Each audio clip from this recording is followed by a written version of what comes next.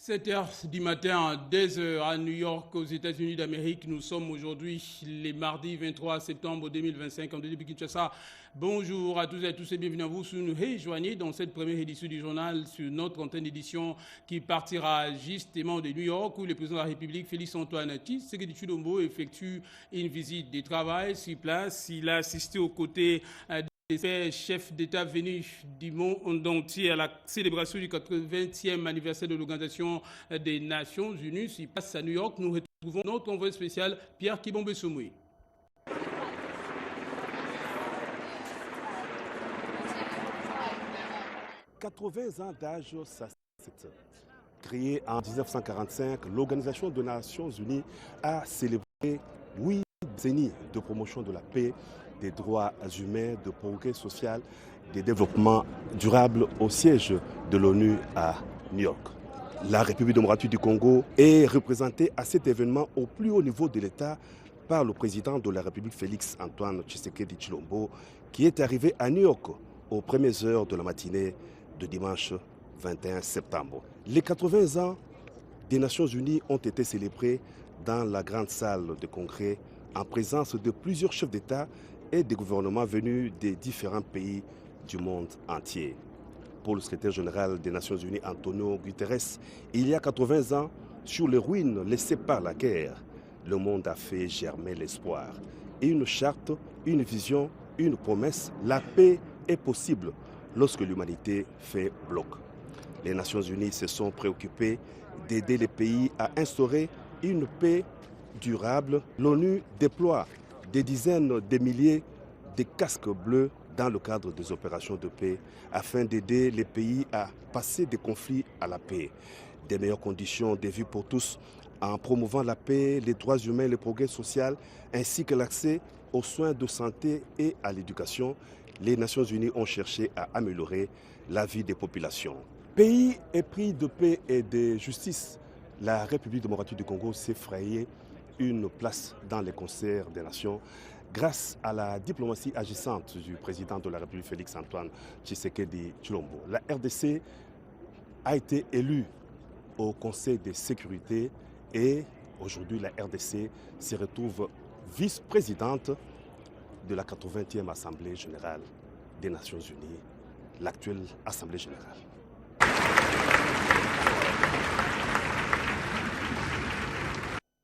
Merci Pierre Kibombe Somoui pour toutes ces explications. Je rajoute à cela que le président de la République, Félix-Antoine Tshisekedi Tshilombo, a été également reçu au siège des Nations Unies, toujours à New York, par le secrétaire général de l'ONU, Antonio Guterres.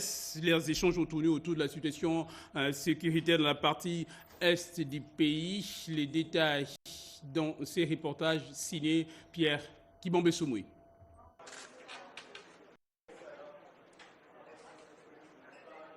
Après la cérémonie grandiose de célébration du 80e anniversaire de l'Assemblée générale des Nations Unies ce lundi 21 septembre 2025 à New York, le président de la République Félix-Antoine Tshisekedi Tshilombo a été l'hôte du secrétaire général Antonio Guterres qu'il a reçu dans son cabinet de travail au siège de l'ONU.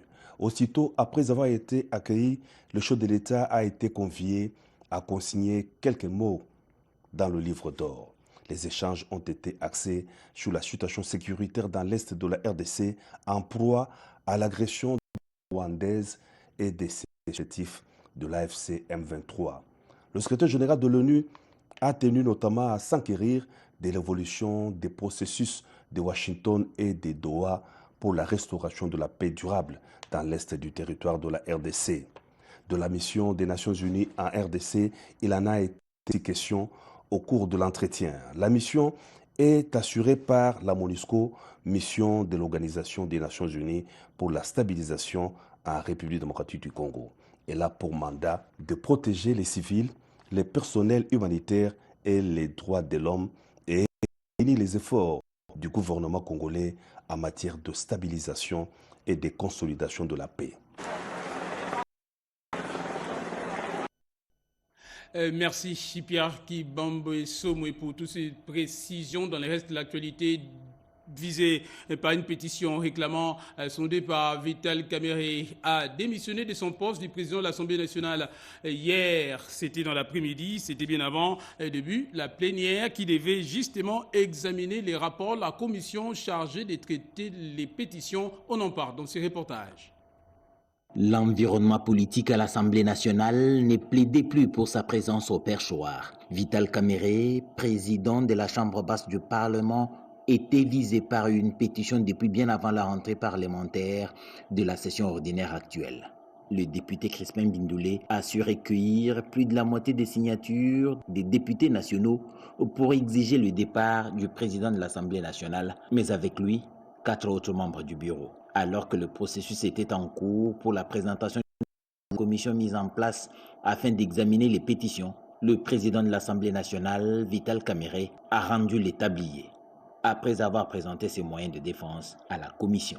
Un républicain et démocrate convaincu, il a fait le choix de l'honneur dès qu'il s'est aperçu que Alea Jacta Est, seulement 2 sessions dirigées comme président du bureau de la Chambre basse, ses collègues lui ont reproché plusieurs griefs, notamment la mégestion. En cours d'élaboration, l'ordre du jour de la session de septembre 2025 au Sénat et déjà sera connu dans les prochains jours. Allais-je dire déjà les présidents de la Chambre haute du Parlement, Jean-Michel Samaloukonde Kenge a réuni les présidents des commissions permanentes pour en discuter. On en parle encore une fois avec Hidi Chala.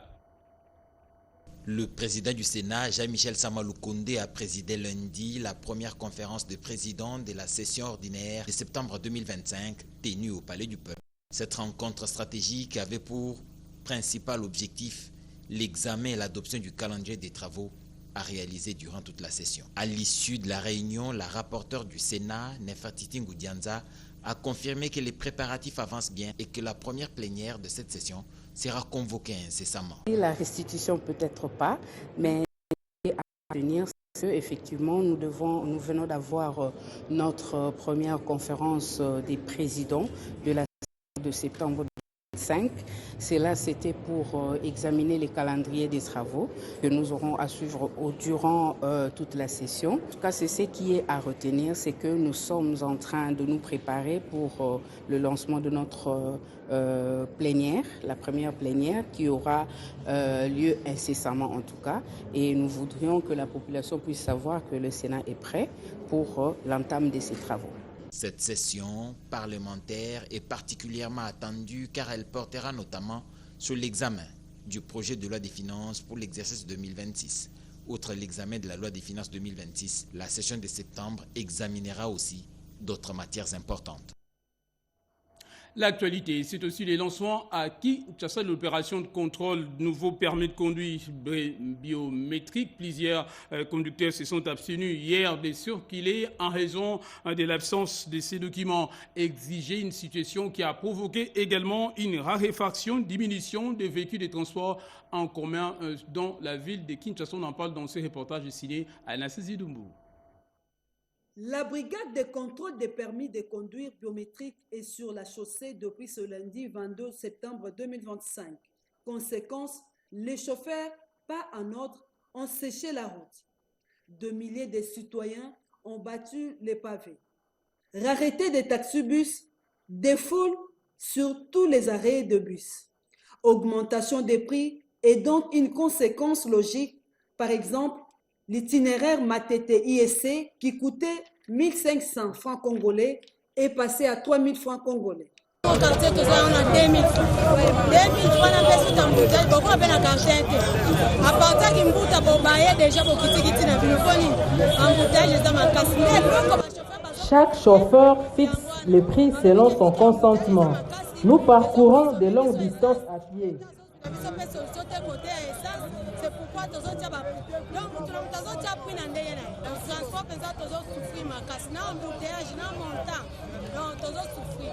Au niveau du secrétariat général des transports, c'était le chaos.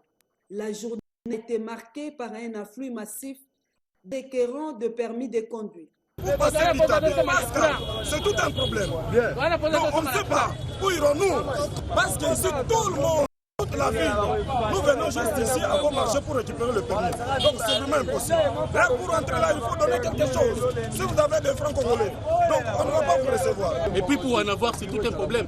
Combien de bureaux pour toute la vie de Kinshasa, bien que celle peut démonter ici, c'est qu'on va derrière nous. Nous sommes encore dans les délais.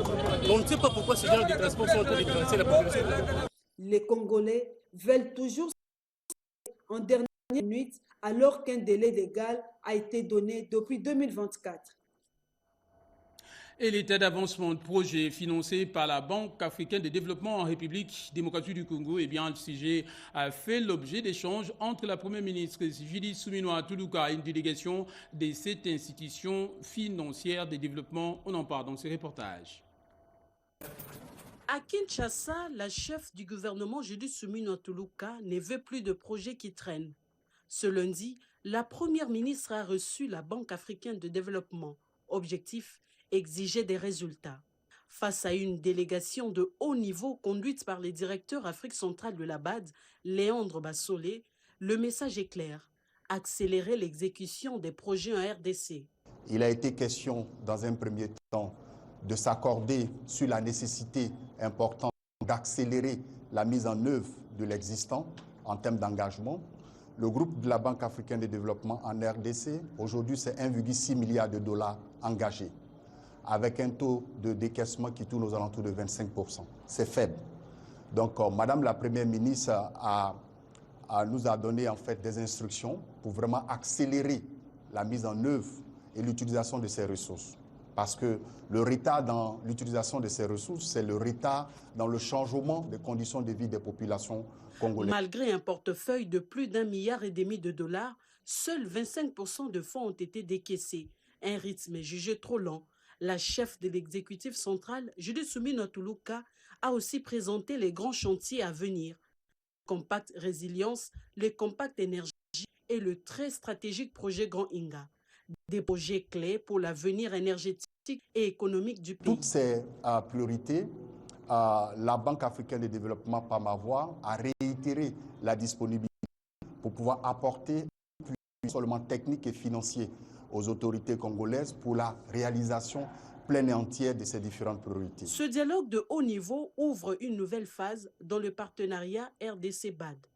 Désormais, place à l'efficacité pour que les financements se transforment en résultats concrets, visibles et durables. Et en mission à Kinshasa, la délégation, l'agence japonaise des coopérations internationales était reçue par le directeur général de l'agence congolaise pour le développement et la promotion des Grands Inga. Occasion également de consolider les relations entre la République démocratique du Congo et le Japon via la JICA. Reportage. À la suite de la 9e conférence internationale de Tokyo sur le développement de l'Afrique TICAD 9 qui s'est tenue à Yokohama au Japon du 20 au 22 août 2025, à laquelle l'agence de développement et de promotion du projet Grand Inga ADP RDC avait pris part active par son directeur général Bob Mabiala, le vice-président de l'agence japonaise des coopérations internationales JICA siège, Kenichi Kawamura, en tournée en RDC, a eu des échanges avec l'ADP RDC. Des discussions sur les modalités de coopération ont eu lieu et visiblement, de grands accords peuvent être envisagés. Et nous avons discuté lors de nos assises, de discussions sur notre coopération future entre la République démocratique du Congo ainsi que la JICA. Nous sommes juste à cette phase-ci de faire des discussions. Bien entendu, nous avons parlé sur plusieurs points qui étaient inscrits à l'ordre du jour. L'ADP attend beaucoup de cette coopération car la JICA peut être d'une grande utilité dans la formation de la main-d'œuvre indispensable pour des ouvrages de bonne qualité et surtout dans les travaux de génie civil. En séjour à Bunia, la délégation mixte du ministère des Finances, des Transports et de la BSECO a été reçue par le gouverneur militaire de la province de l'Ituri, le lieutenant général Johnny Doumbouya Kashamaki. Il a exprimé sa satisfaction face aux efforts de développement qui sont en cours dans cette partie du territoire national. Reportage. Bunia, chef-lieu de l'Ituri, devenu pôle de développement par la volonté du Félix Tshisekedi, président de la République. Cette ville, qui portait jadis une étiquette macabre,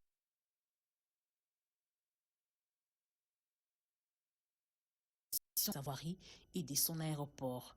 Des travaux bien exécutés par l'entreprise Mogabao appartenant à un compatriote congolais, Joseph Elia Mali, a noté avec satisfaction une délégation du ministère des Finances et des Transports ainsi qu'Asico en mission d'évaluation technique et financière de ces projets à Bunia. Nous pouvons dire que nous sommes satisfaits de la visite et du travail abattu par Mogabao. Nous pouvons qu'encourager une entreprise congolaise qui a fait ce travail.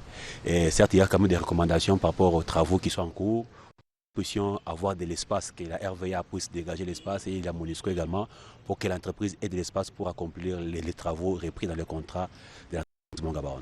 La population témoin de cette transformation est invitée à jouer sa partition pour protéger ces ouvrages. La recommandation, c'est juste à nous, Congolais, de prendre en charge ces ouvrages. On ne peut que bien utiliser, exploiter ces ouvrages en bon père de famille. Si on les détruit, on n'en aura pas d'autres qui viendront derrière. Ce que nous avons, exploitons ça très bien, gardons ça très bien pour que demain, que nous puissions être fiers de ce qui a été fait aujourd'hui. Je n'ai jamais été à Ituri, c'est pas une fois que je suis à Ituri. Ce que j'ai appris de Ituri, ce n'est pas ce que j'ai vu.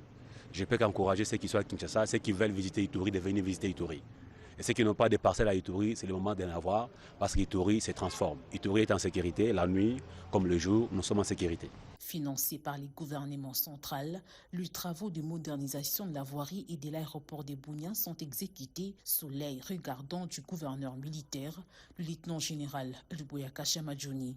La bonne gouvernance qui caractérise son régime a permis d'assurer un suivi régulier et efficace de l'exécution de ces projets d'intérêt public en ville de Bunia où les forces armées ont stabilisé la situation sécuritaire en l'instar de plusieurs agglomérations de l'Ituri. Restons encore en Ituri où les jeunes de la ville de Bunia ont réaffirmé leur engagement de vivre ensemble dans l'unité, également dans la paix. Cette résolution a été adoptée lors d'un dialogue de proximité tenu sur place. Reportage. Signature ce lundi 22 septembre 2025 à Bunia d'un acte d'engagement de jeunes pour la cohésion sociale. C'était à l'occasion de la célébration de la Journée internationale de la paix sous le thème principal se relever pour un monde plus équilibré et durable dans l'unité et la non-violence. Parmi leurs engagements, on peut noter la promotion de la fréquentation mutuelle, le rejet de la désinformation et des discours de haine, la médiation et la résolution pacifique de conflits, la sensibilisation et la mobilisation communautaire ainsi que le plaidoyer auprès des autorités établies. Pour Deogracias Bungamuzi, président du conseil provincial de la jeunesse de l'Ituri, cela va contribuer pour favoriser la participation de la jeunesse à la consolidation de la paix.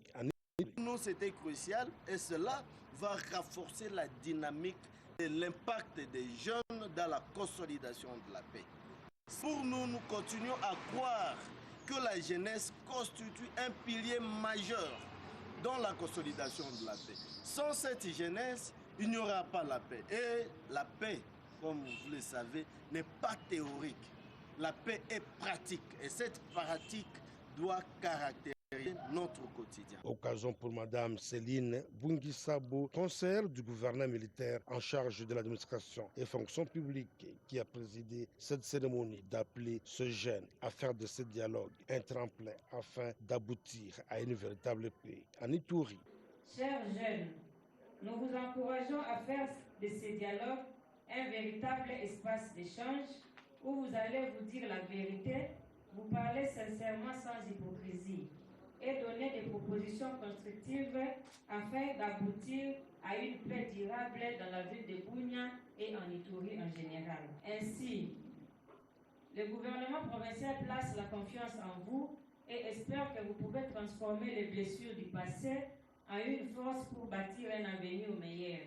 Un dialogue de proximité qui a réuni de jeunes influents ou instigateurs qui ont choisi le dialogue comme arme, moteur du progrès et de la reconstruction.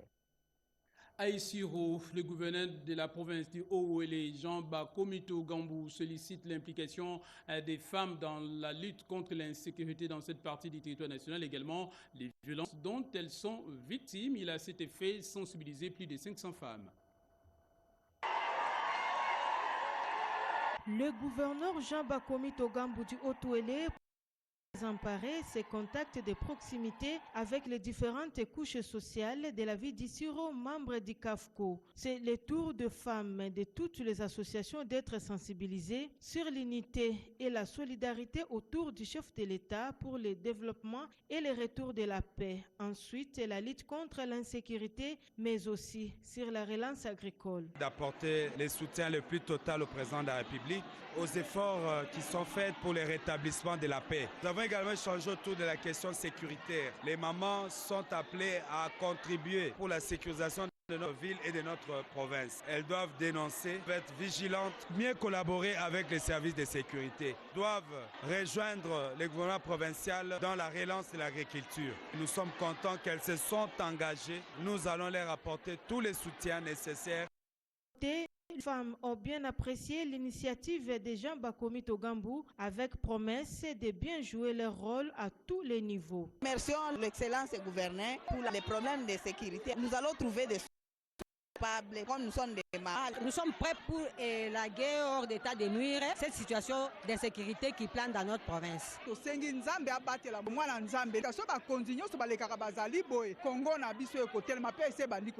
Signalons que cette rencontre s'est terminée dans une ambiance bon enfant.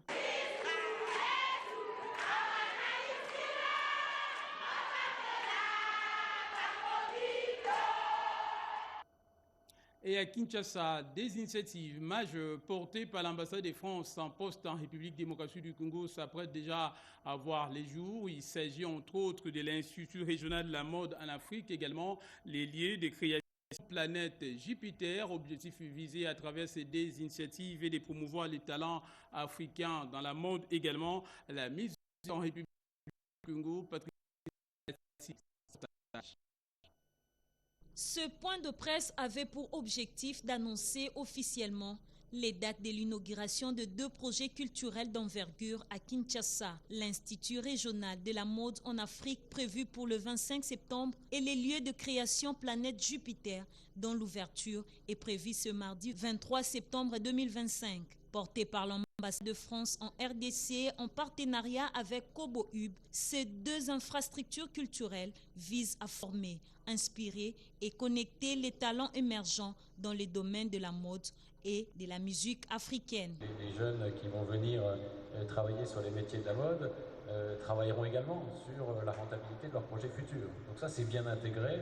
Il y a une dimension culturelle forte, mais il y a aussi une dimension économique, opportunité d'emploi. Sur la coopération qu'on a avec le ministère de la formation professionnelle, je veux dire, on a beaucoup d'actions, mais beaucoup plus importantes que celle-ci en termes de volume sur la réhabilitation de tous les réseaux des instituts nationaux de préparation professionnelle. Donc on a des programmes beaucoup plus lourds, beaucoup plus importants, qui touchent l'ensemble du pays.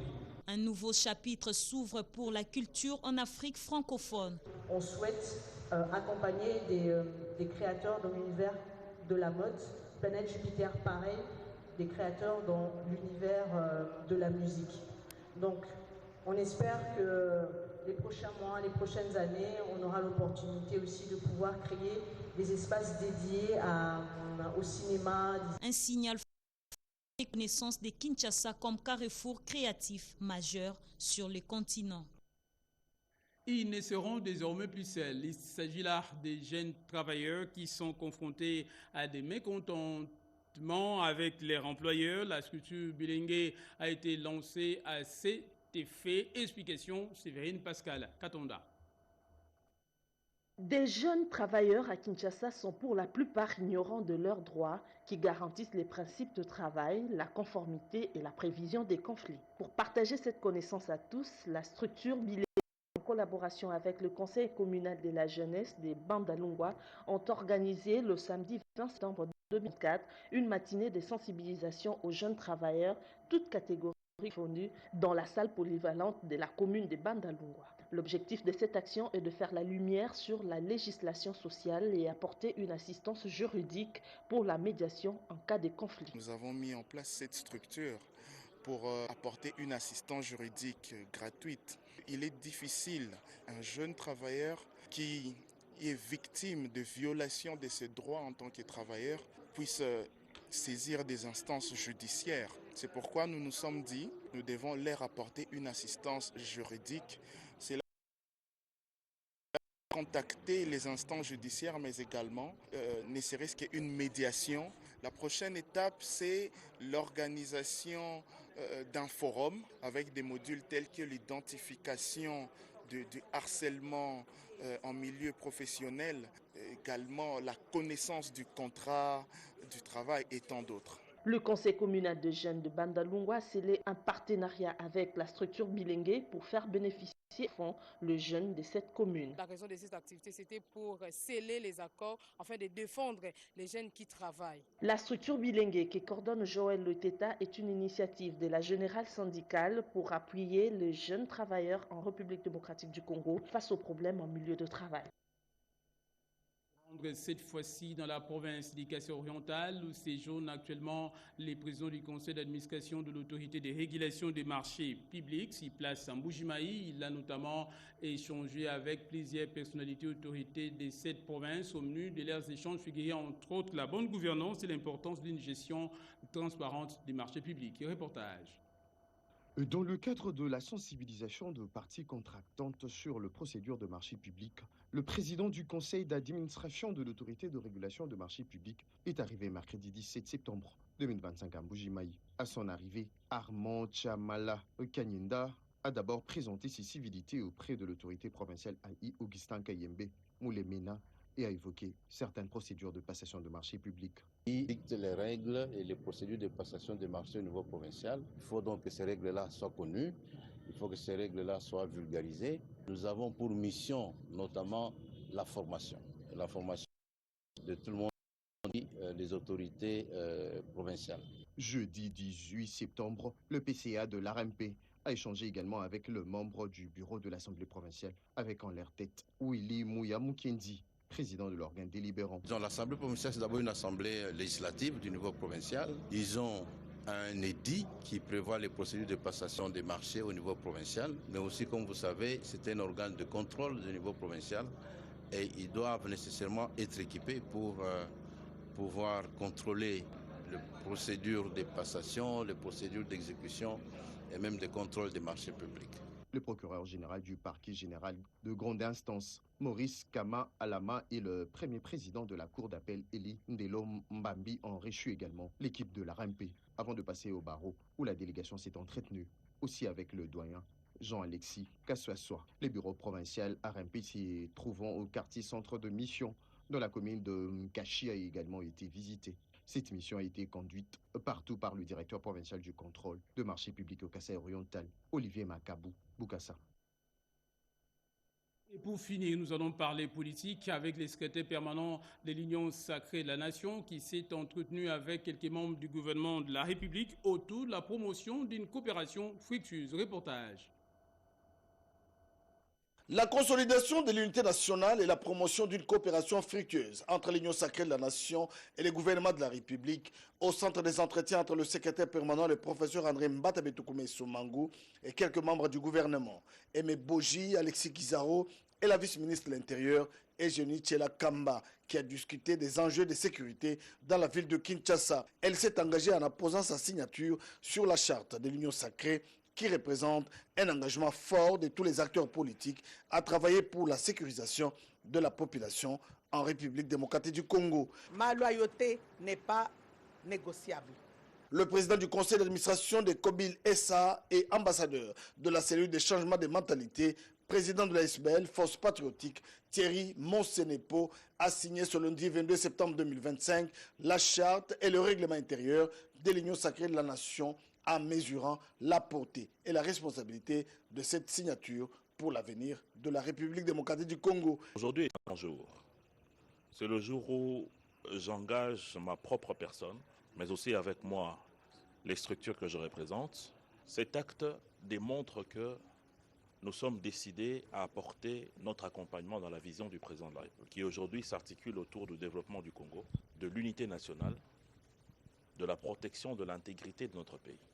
Je m'en vais profiter de cette occasion pour remercier la plus haute autorité politique, le chef de l'État, Félix Antoine Tshisekedi, qui a eu la vision de rassembler toutes les forces vives autour de l'Union sacrée pour donner un meilleur rendement de l'homme politique, du Congolais et de la Congolaise pour que le Congo de demain soit un Congo parfait que nous allons léguer à nos enfants.